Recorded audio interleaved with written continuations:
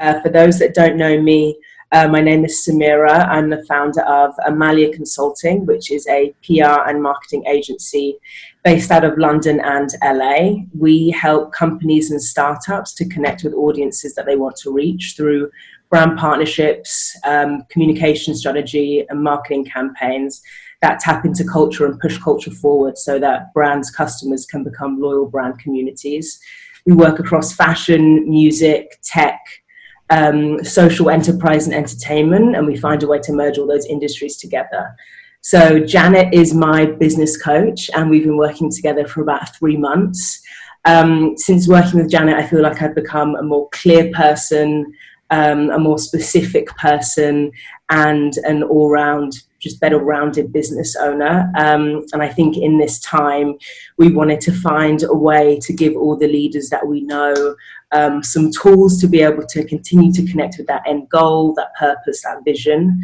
So yeah, I hope you take some learnings from this, and I hope you learn some things about yourself. This is session 1 of 3. So yeah, let's get after it. One of the things that I often like to do with clients, and then even just in the firm that I'm at with the several coaches, is we learn to celebrate our accomplishments, because oftentimes we don't do that enough. And so I'm really proud of Samira and all the work that she's done. And yeah, I hope that if you're on this call and you don't know who she is and you think that she might be someone who could serve your business, definitely reach out. She's doing some incredible packages specifically tailored for the time that we're in right now, that are workable for people who have it. And correct me if I'm wrong, Samira, you have some new packages out right now. Yeah, so what we're offering right now in this time of Corona is budget-conscious PR and marketing consulting packages for brands who may not be able to afford a monthly retainer, but still need a deep dive in like strategic direction and reaching new audiences at this time. Yeah. So yeah, please. Awesome. Yeah, love that. So yeah, my name is Janet Wood. I'm an executive coach. I'm an associate partner at a firm called Novus Global. We are Los Angeles based, but we have coaches all over the world. We have coaches in Canada, Australia, one in South Africa right now, and we're all over the United States. I've also brought a friend with me, because one of the things we love to do when we do workshops or trainings, or in this case, Zoom webinars, we don't like to do things alone around here. So I brought my good friend and a partner in the firm. Her name's Amanda Chowstiggy. Amanda, say hi. You have to unmute yourself, but say hi. Hello. Yes, Amanda is joining me today, and I'm bringing her in because she also has different perspectives than me. So oftentimes, if I miss something, she can jump in, and she'll also be in the chat if you guys have questions as we're talking. So today is going to be very short, and just to kind of give you some context, a lot of times we do full days with people. I mean, we do like 9 a.m. to 9 p.m., or we do 2 full days of trainings. We do workshops. This is going to be really fire hosey. So we're going to give you a lot of information in a short amount of time. So my commitment and hope, or our commitment and hope, is that you take away something today, or at least leave a little bit clearer than you were at the beginning of the call. You can absolutely feel free to email me afterwards if you have any questions. Be asking questions in the chat during this. But so this is going to be really quick. We sent an article around this idea of maximum value equals full participation. Sometimes I can talk for 90 minutes just about that concept alone, because in my opinion, it's one of the most valuable conversations. Let's do this. So in the chat, if you can put, and it's totally fine if you don't know the answer to this question, but put for you, if you were to leave here 30 minutes from now with value, what would you want to take away from today? You saw the flyer, you saw Samira's post, and it's about business. What would you love to get out of the next 30 minutes? And again, if you don't know the answer to that, that's totally fine. And the lesson to take away from this is that more often than not, we go into experiences like this, we go to events, we go into relationships, we go into circumstances not clear about what we want to get out of it. And so what ends up happening more often than not is we tend to sit back and go, hey, what am I going to get from this? Which is absolutely fine. And sometimes that works. and we're leaving value on the table more often than not. So my goal here is that, yes, I'm going to be talking and Amanda's going to jump in, but what's the value that you want to create for yourself today? Because there could be two different people on this call, and one's going to take away a ton of value and one's going to take away zero value or very little value. So my question for you is, what's the value that you want to create? Or even just, and this might be more simple since this is a 30-minute period of time, what's some of the, and I love this, reignite passion for vision, confidence for a meeting tomorrow. I love that. That's great. What are some other things you'd love to take away? What's a pain point for you right now during the season? And as you're putting that in there to talk about that, I just want to point out the obvious. We are going through rapid change right now. We as a world are in a bit of a, and the reason I use the phrase rapid change is we could relate to this as crisis, right? A lot of people are using the word crisis. We are going through the stock market is going crazy. People are losing jobs, and that is the sober reality right now. And a lot of people are having a lot of different emotions and feelings right now.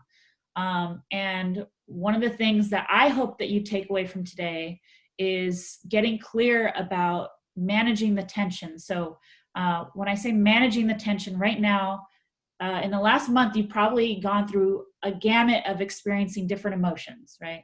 Personally, I've experienced fear, anxiety, I've experienced joy, excitement, and the tension that I want to invite you to be present to is this tension between grief and growth.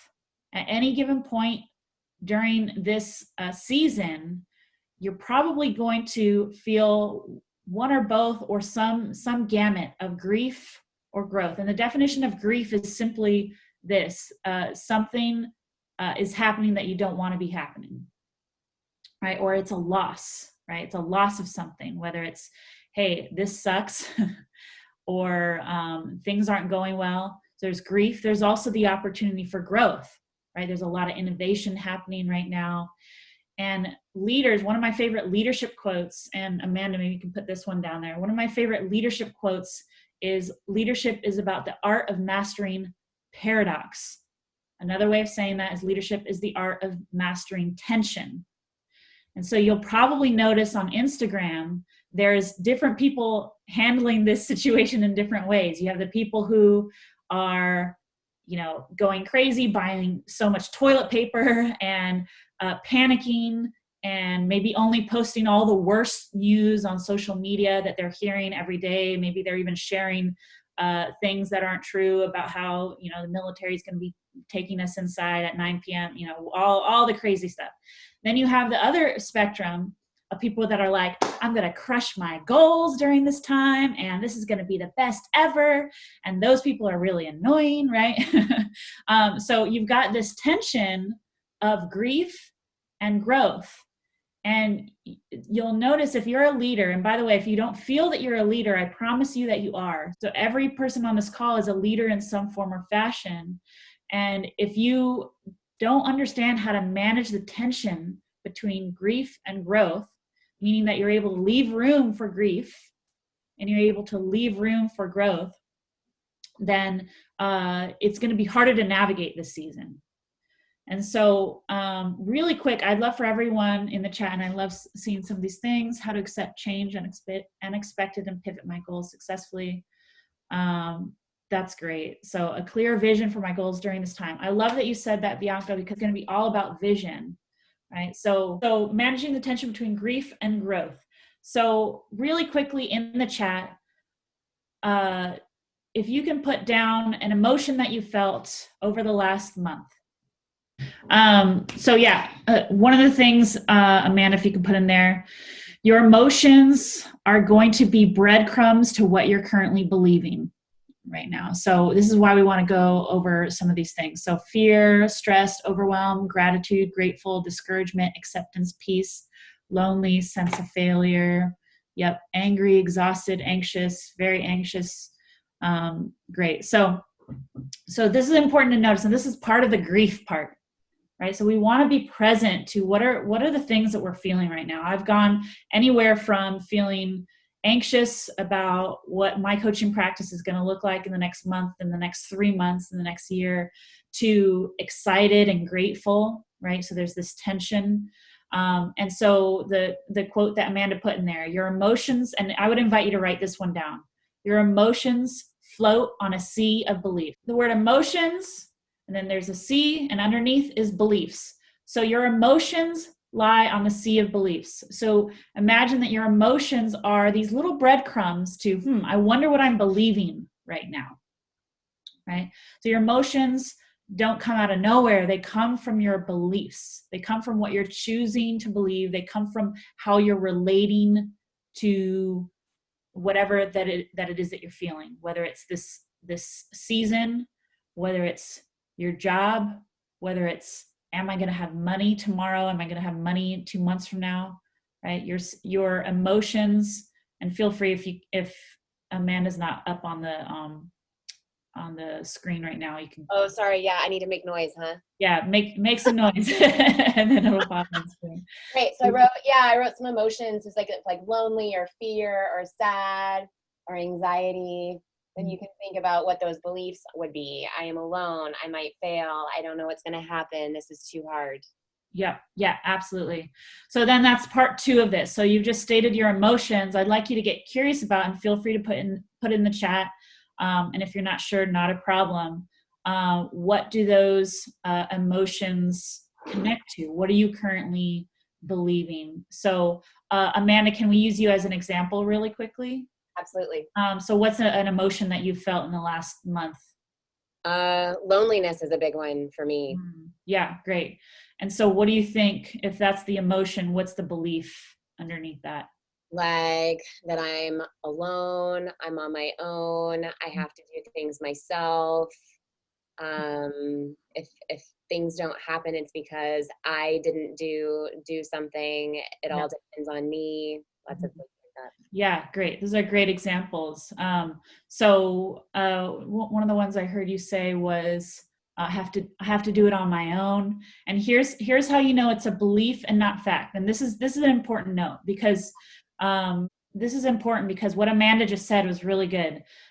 She said, I may have to do this. I'm going to have to do this on my own. This is how you know it's a belief and not fact. Because what's going to happen for a lot of people, for everyone on this call and people that you're leading right now, is you're going to notice that beliefs are going to be confused for fact, right? So, and the most important thing for you to do over the next month to manage this tension is to get radically curious about what you're saying internally in your head and the beliefs that you have that you currently think are true, right? I'm going to be all alone. Or I had another client the other day who said, if the government has to give me money, that is devastating, right? And actually, let's use that as an example. He's a small business owner. He's applying for the loan, right? And so the event is, so here's the statement he made. Actually, let me start. The statement he made was, if the government has to bail me out, that will be devastating. Okay.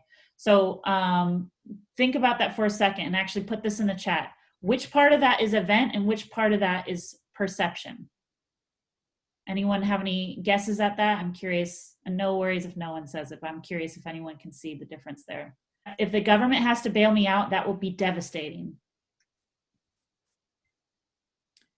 Yeah, great. So I'm seeing some great answers in here.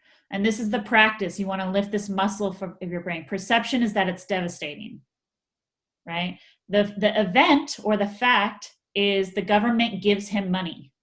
You're going to notice, so what I want to invite you to notice is write down your beliefs. So everyone go ahead and write down, you don't have to put it in the chat, but write it down in your notes. Write down, it's helpful if you put it in the chat because I'd love to see what people are thinking. What is the current belief connected to your emotion right now? And we'll break some of these down. So what is the current belief connected to your emotion? So Amanda's was, I might be alone, or what was the one, Amanda? Yeah, like I'm on my own, I'm alone. And there's a whole story to go along with that. I'm newly divorced, I'm a single mom, doing this on my own. So the story feeds into all of these beliefs that then I'm telling myself which then leads to an interest, like, is it absolutely true Right. that I am alone? Yeah. Yeah. Great. Yeah. And then Cynthia wrote in there, I'm not being productive enough. Great. Another clue to if it's a belief and not capital D truth is you want to look for hyperbolic language. If you don't know what that means, and you're not alone. I didn't know what that word meant like a year ago. You want to look for hyperbolic language. Examples of hyperbolic language. Amanda, what are some examples of hyperbolic language? Like always or never, or like anything that's talking like it's a big deal. It's bigger than what it is. Yep. Yep. Or any definitive language, right? Like I'm all alone versus during these specific times, I'm alone. Sometimes I don't have another person in the room with me. Yes.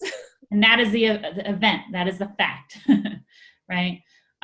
That's great, Whitney. So I'm not enough, or my emotions are too much. That's more of like the hyperbolic language to look out for. Too much, so much, right? And when I'm talking to my clients, and I apologize if you guys can hear that sound, there's a lawnmower in the background. When I'm listening to my clients, I'm listening for too much, so much, because what happens is then it's hard to break it down. And what I want you guys to be paying attention for is how committed you guys are to your limiting stories. And this is worth saying here, how the mind works. The mind loves to be right. Right? So and this is actually, there was an actual UCLA study about this, and they say it in a less provocative way. We like to say it in a more provocative way. But more than sex, more than cocaine, the human brain loves to be right.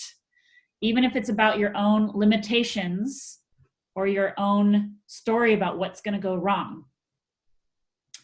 So something to keep in mind. So write down your belief, and then we'll get back to that in a bit. But I want to shift for a second. More important than anything else right now is to get out of those. So you're like, Janet, great. Now I notice I have this belief that's running my life. Now what? Now you just made me feel depressed. Now what do I do? So this is where vision becomes really, really important.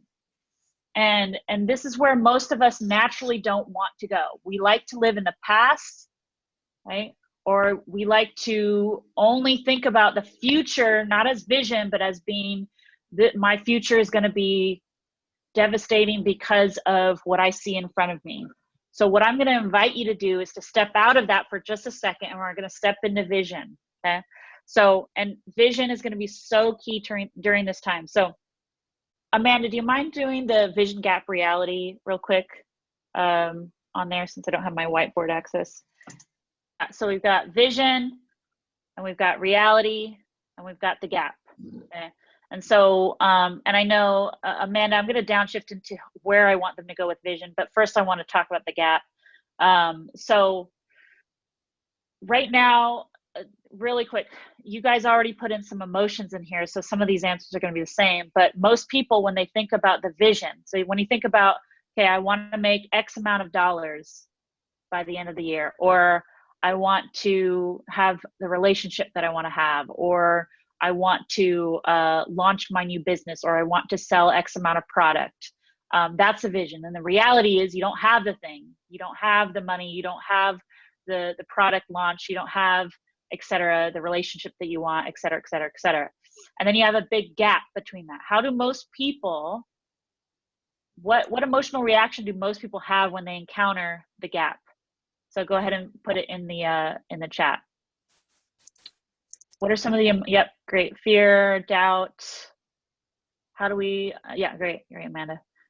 Anxiety. Awesome.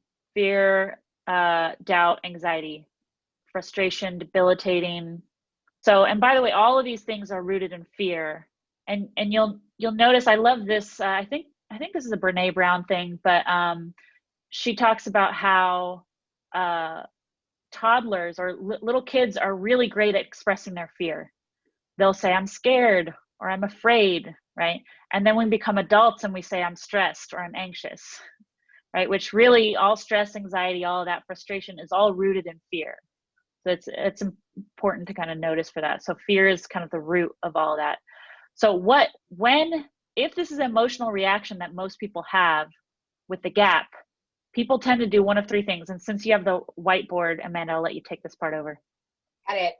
So oftentimes we don't like feeling these things. They're not super comfortable or pleasant. So we have a few different strategies. One is to decrease the vision. So I'm going to lower the bar. So it's like, no, my marriage is really great. We're going to decrease the vision, not set the bar super high. Or we can inflate reality.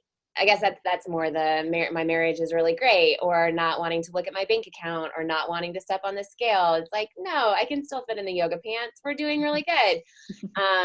But then maybe not saying like, oh, actually, this is the physique that I would like to have. So I'm just going to say, oh, this is okay, or inflate.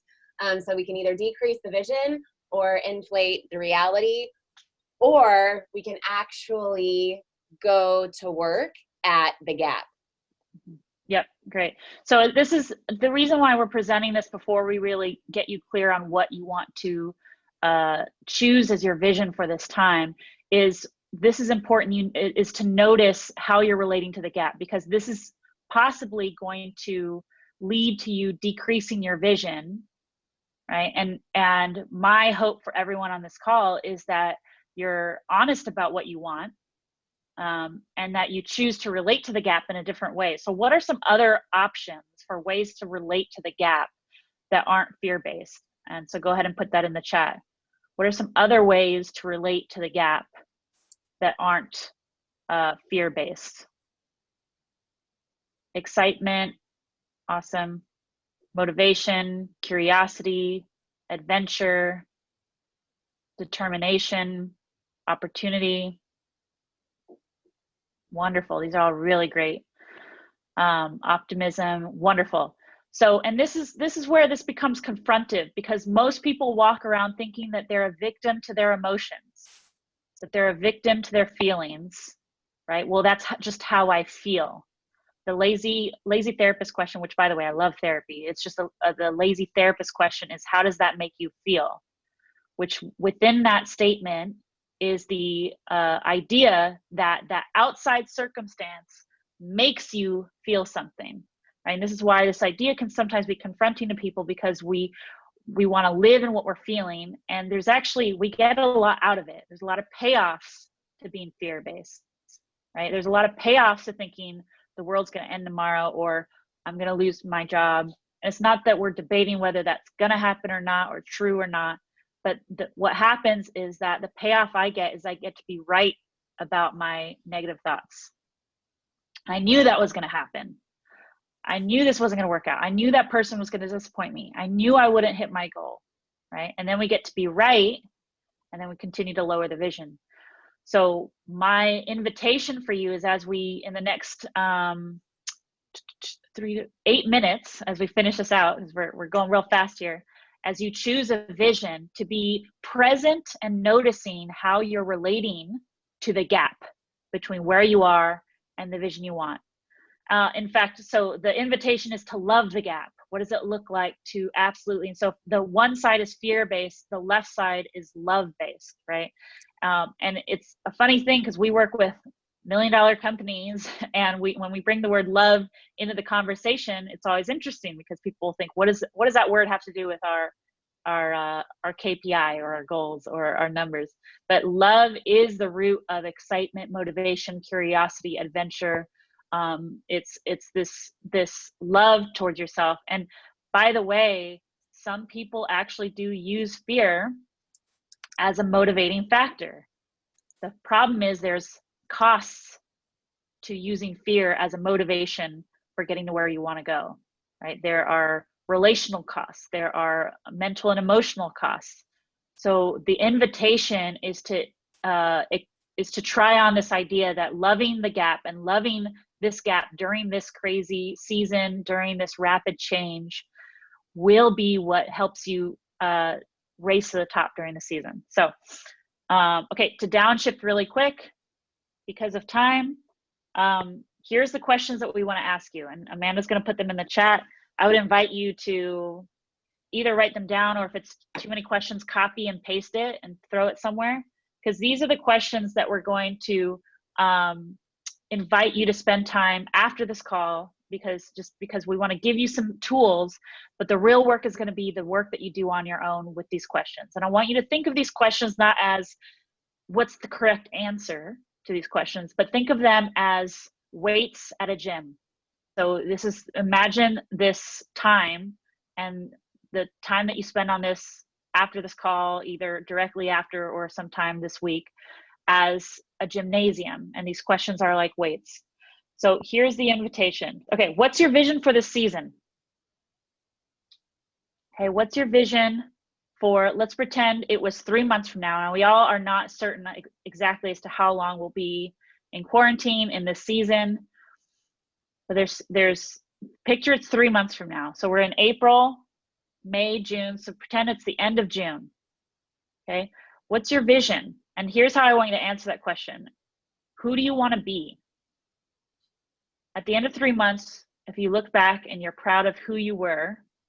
So notice I'm not actually asking yet, what do you want to do? Just who do you want to be? We're going to start with who you want to be. Okay. What's your vision for the season? Who do you want to be? Amanda, do you mind sharing your example that you used with your kids? Yeah, it came from a moment of frustration. They were driving me crazy. And so I had everyone, I unplugged the internet and sent them to their room to write out a vision of how we wanted to treat each other during this quarantine time. And then I wrote out my vision too, and we actually have them, and they're put on the refrigerator. But it was just us thinking about what is our vision for who we want to be during this time? What is our vision for how we want to treat each other, the impact that we want to have? What is our vision for if we are coming out of this stronger and more connected? What would that look like? And that was specifically around that to do with them, since we're here together. And then I also did it for myself. It's like financial, like how do I leverage this time so that it's the best thing in the world that ever happened to me in multiple areas of my life. Yeah, that's great. And I wrote a few more questions in there. What's your vision for your energy? Right. And here's the line that's important. Most people choose their energy or their way of being based on whether they're going to win or not, based on whether they're going to succeed or not. So I'm working with someone who's responsible for 300 employees at a $1 million company, and a lot of them don't know if they're going to have jobs next week or next month. And so integrity is low, meaning a lot of them aren't doing what they say they're going to do. Motivation is low, right? Which means that they're choosing their way of being based on whether they know they're going to win or succeed or have a job next week. So what does it look like for you to not choose it based on, choose who you're going to be based on if you're going to succeed or win or get the thing or win the thing? What does it look like for you to choose your energy and who you're going to be, because that's the choice of who you're going to be. And that's where fulfillment comes from. So what's your vision for your growth? What's your vision for how you want to love others during this time? So what's your vision for your generosity during this time? What's your vision for how you want to innovate? Right? And I love what Amanda put in there, wave a magic wand. How would this time be extraordinary? And so the invitation is just to give yourself permission to dream during this time, because I promise you, if we were to somehow figure out some level of tracking this data, that most people during, and actually maybe there is some research on this already, but most people during a time of rapid change or crisis, they shut down dreaming, because a lot of people are going to be in survival mode during this time. Most people during this time are going to go into default mode, and they're going to stop doing things that they say they're going to do. They're going to give themselves an out, or let themselves off the hook for things that they said they were going to do or say, or goals that they were going to hit. So what does it look like for you today and this week to not let yourself off the hook, and to choose a way of being that's going to energize you and propel you into the future? So if anyone is coming up with anything interesting or something that's feel free to put it in the chat. So I have time, Samira, to stay on for about 10 more minutes. If people have questions, they can put it in the chat.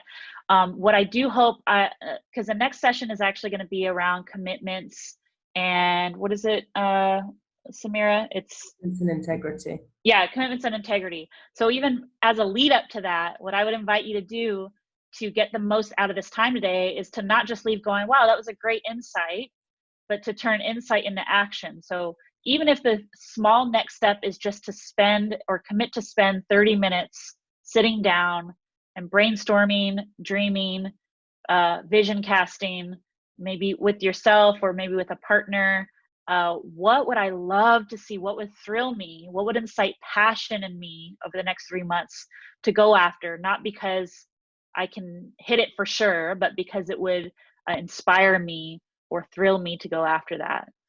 So that's the invitation, is to actually commit to that and actually tell someone, hey, this is what I'm committed to, and put yourself on the hook for that. So any questions, thoughts, feedback? I want to be more disciplined and have a set routine. Love that. So these are all really, really great starts. And even now, this is why I loved hearing some of this. For example, Lorenzo, I want to be more disciplined and have a set routine. So one of the commitments I would invite you into, Lorenzo, would be to create a draft, and it doesn't have to be a perfect draft, of what a routine for you would look like over the next week, and test it out and see how you like it. Give yourself feedback over the next week. So that's great. Maintain high energy and positive mindset so I can produce my best work. Love that, Julius. I would define, what's your best work? What would your best work be? What would that look like? How would you measure that? And that's by the way, the cheat sheet of the next step is to take the general vision that you have. So if I'm like, I want to be the most generous person I've ever been, that's beautiful. And what does that actually look like? Then if I get measurable, it would be once a week I'm sending a lunch to someone or a bottle of wine to a friend, or I'm sending little cards, just little letters in the mail to my friends, 4 cards a week, right? And then it's measurable, and then I can actually track if I've done it or not. I'm committed to getting clear on my finances to begin to live in financial sobriety. Love that. Love that. These are great, guys. So thank you for participating. I want to honor the time that we set to end. So you feel free to stay. But Samira, do you have any closing thoughts? Yeah, just closing thoughts. Thank you. Appreciate everyone. Love you guys. Thank you, Janet. Thank you, Amanda. There'll be a recording of this session that will go out this week on the IG and YouTube, which I'll share. We'll do some notes as well from this session and send them out in the newsletter on Friday, which you can sign up to on the website, which I'll put in the chat to, amaliaconsulting.com. But thank you. If you have any other questions that come up, just shoot them over to me. I'll have a chat with Janet, and maybe we can put some of those questions and key pointers in the newsletter as well. But hope you guys do things. Absolutely. Thank you, everyone. I'll stay on for about 5 more minutes, but feel free to leave the Zoom call. So what are some important things to consider when coming up with our vision? Love that question. Okay.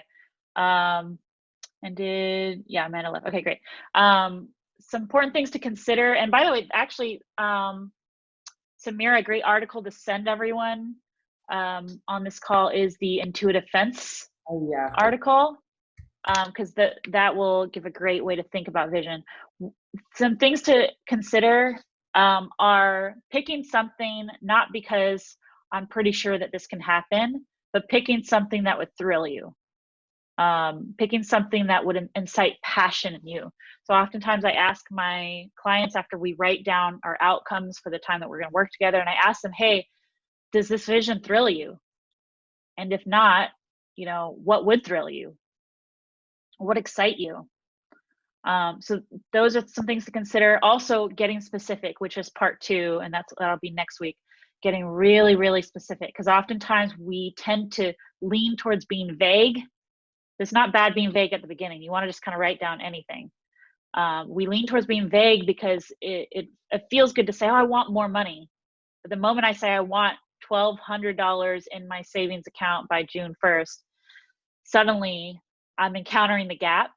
And so it's possible that that I'm going to lower my vision or inflate reality, or I can choose, okay, let's get to work, $1,200. Now my brain is going to work to make it happen because it's specific. And I actually have to break it down into smaller pieces.